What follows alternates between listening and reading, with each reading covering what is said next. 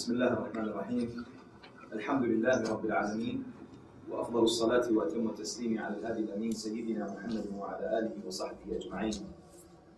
Praise be to Allah, the cherisher and the sustainer of the universe, and prayers and blessings of Allah be upon His messenger Muhammad sallallahu alaihi wasallam.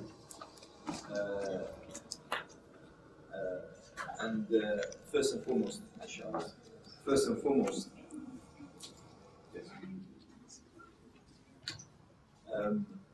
foremost, can I start off by thanking the World Association for Muslim Youth, WAMI, here in London for setting up this event and for affording me the pleasure of being able to speak to you this morning. I've just returned from a 3-week working trip, hopping between various countries, so it's always a pleasure coming back to London and speaking about issues which are much closer to home rather than speaking about matters and issues as important as they are that pertain to further field matters and concerns.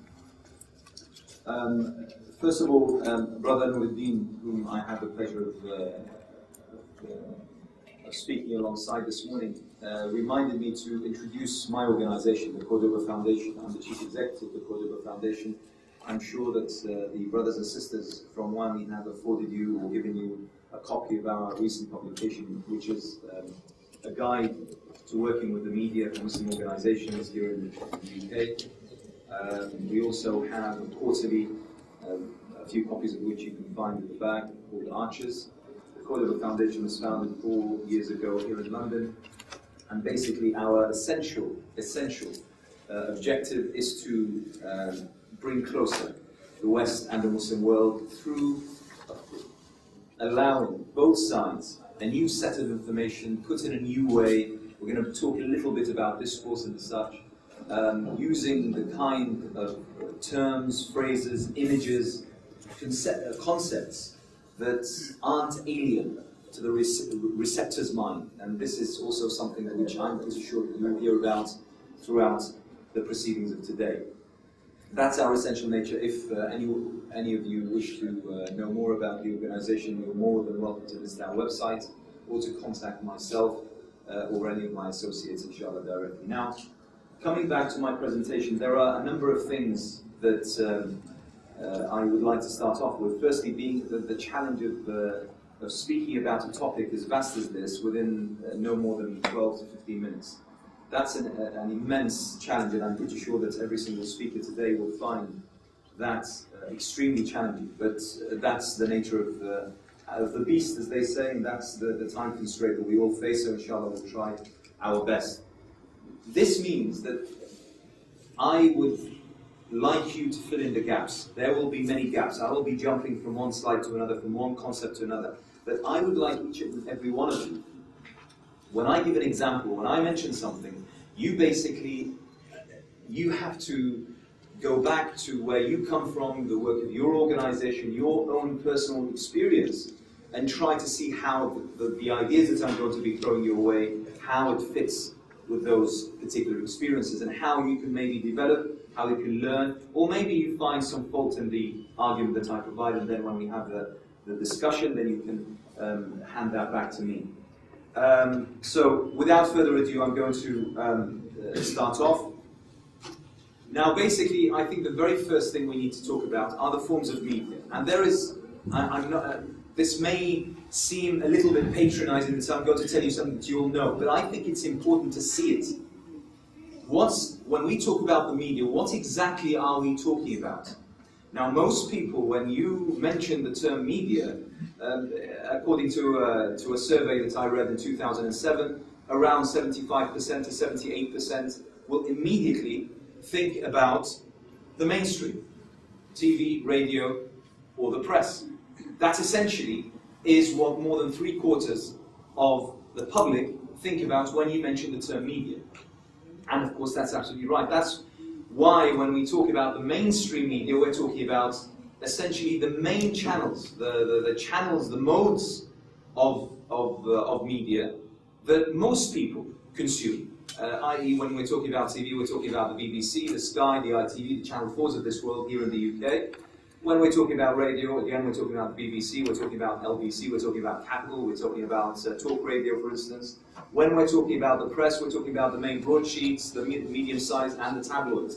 Those are the mainstream. But of course, we mustn't forget that there is a world beyond the main BBC, Skies, and ITVs. There's a world beyond the main talk radios and BBC radios, and there is a world beyond the main, 7 or 8 publications that we see on every newsstand every single day. And beyond the mainstream media, we also have now the internet or the cyber media. Now, as I said, the survey that I read 2 years ago said that around 76 or 78% of people think about the mainstream media. But I'm extremely curious to know how that rates today in terms of the kind of explosion that we've had in the internet, yarhamkumullah, in the internet and cyber media that we all know about and I won't go into. Beyond that, we also have advertisements, mobile communication, SMS, and so on and so forth. By the way, this is something that over here may be quite heavily regulated. But I've just come back from a few countries, including Lebanon, Jordan, Turkey, and others, in which SMS advertising is extremely potent. Now, it may be quite disconcerting when every, half an hour you're receiving a text message. You're hoping that it's from your wife or your kids or someone whom is going to shed some warmth on your life, but rather it's the local kebab shop telling you about how they have a wonderful offer that if you buy 2 kebabs you get a Pepsi free, for instance. But it happens, and therefore, whilst we may not realize how potent this is because of regulatory issues over here, but this is a very, very powerful aspect. In various parts of the world. And like I said, advertisements, for instance. I mean, every single one of us, we are told, are in one way or another, directly or indirectly, consciously or subconsciously, we are victims. It could be that we're good victims, but anyway, we're victims of the beast and the monster of advertising. And beyond that, also, let's not forget, graffiti, T-shirts, tattoos, all these aspects. And you can think about all these are modes of media. Basically, media is a term, the plural term of medium, of conveying a message. Every single aspect of conveying a message, that falls within the whole umbrella of medium. Now, the reason why I chose to put this in front of you is very simple. Now, and by the way, I don't want to forget, now that we're talking about Iran and the such, we're now talking about new emerging media, for instance, Twitter and others, which I'm pretty sure that most of you will know more than I do. Now, the reason why I'm putting this in front of you is for 2 reasons. Firstly, to assert the fact that most people in the world today are one way or another susceptible to being influenced or to consume media.